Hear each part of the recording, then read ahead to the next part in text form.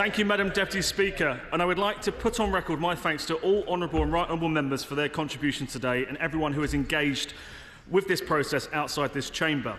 Like politics, in football, there is always a risk of scoring an own goal, and this government has just done that with this bill. Madam Deputy Speaker, it is plain common sense that a Labour donor and a key crony cannot lead an independent football regulator. It's yet another spectacular own goal by this Labour government. So bad that one has to question whether match fixing is in play.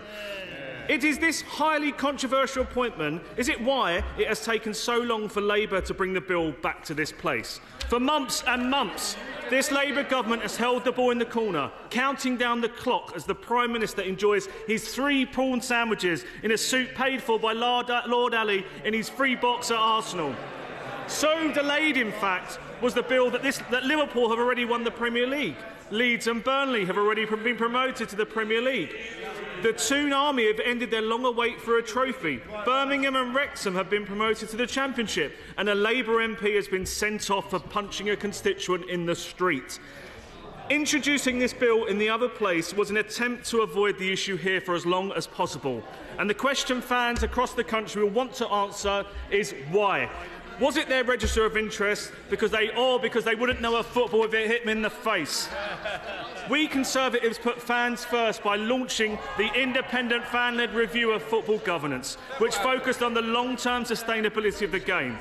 This review stated that this area of regulation should, in time, be returned to the Football Association.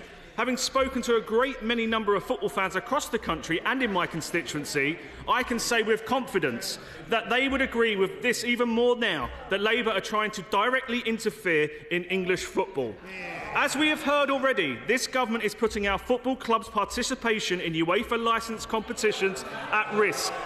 Does she recognise that one particular area of concern stems from one of UEFA's fundamental requirements, which is that there should be no government interference in the running of football? Not my words, Madam Deputy Speaker, but those of UEFA themselves.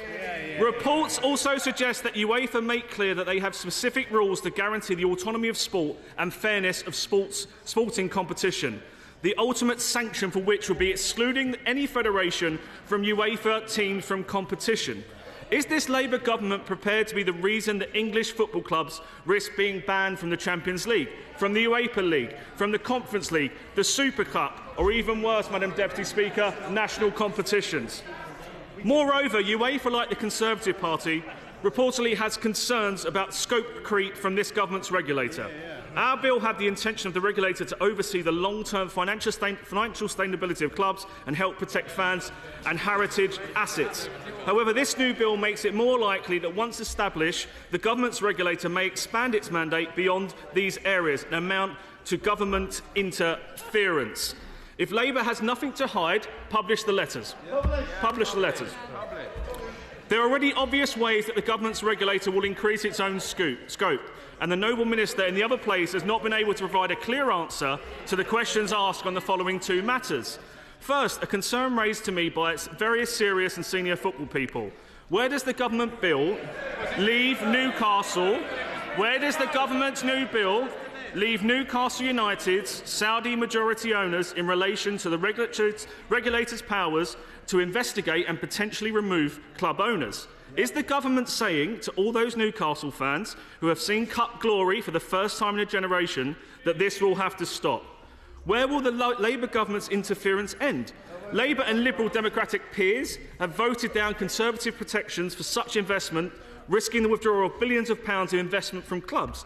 And fans would have heard today the comments made by MPs about scope creep of the ownership test.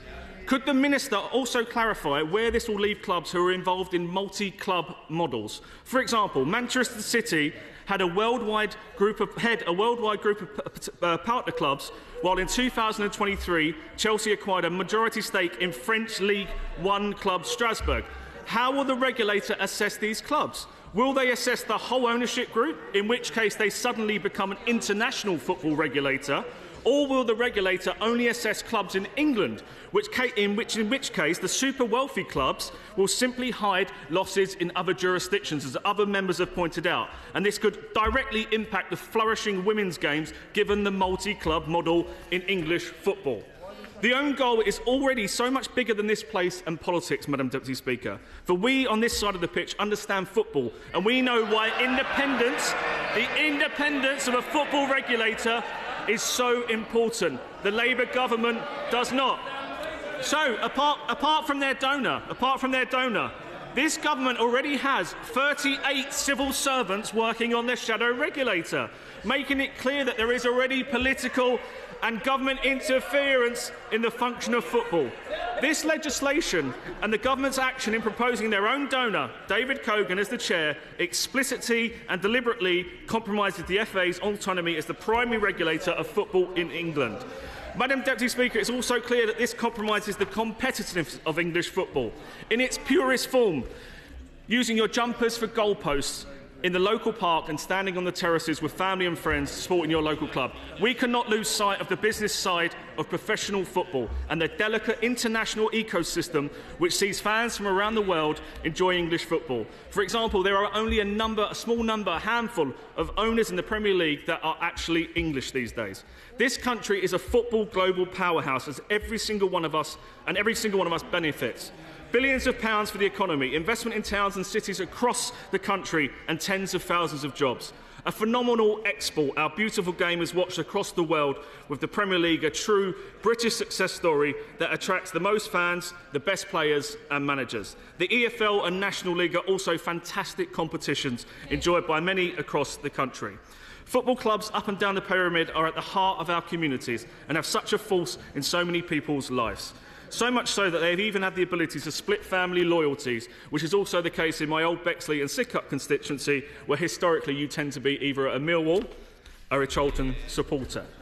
But as any football fan will know, competition across the world is rising fast, not just across Europe, but also in America, the Far East, and of course the new Saudi League, all of whom are wanting a slice of the Premier League's success. And let's be honest today, Madam Deputy Speaker, if this Labour regulator was created many years ago, the Premier League and all the benefits they talk about would not exist. Let's be honest to fans about that. Mr. Speaker, Madam Deputy Speaker, I understand the Premier League is the first and only domestic competition in the United Kingdom where the international media rights strip out those of the domestic right deals.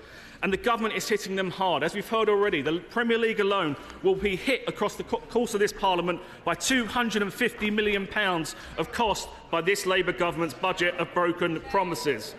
All clubs will see their cost increase, first from the Chancellor's tax rises and second from an ever-increasing amount of red tape introduced by this government and exemplified by this bill. Football might have changed over the years, Madam Deputy Speaker, but the Labour Party hasn't. A bill touted at reducing costs for fans does nothing of the sort. In fact, plain as in day, it will increase the costs for every fan across the country. The government can stand at the dispatch box today, but they know full well that this regulator will increase the cost on fans. So much so, their peers voted against the amendment which should have disclosed the real true cost of this regulator on football ticket prices. What are they trying to hide, Madam Deputy Speaker?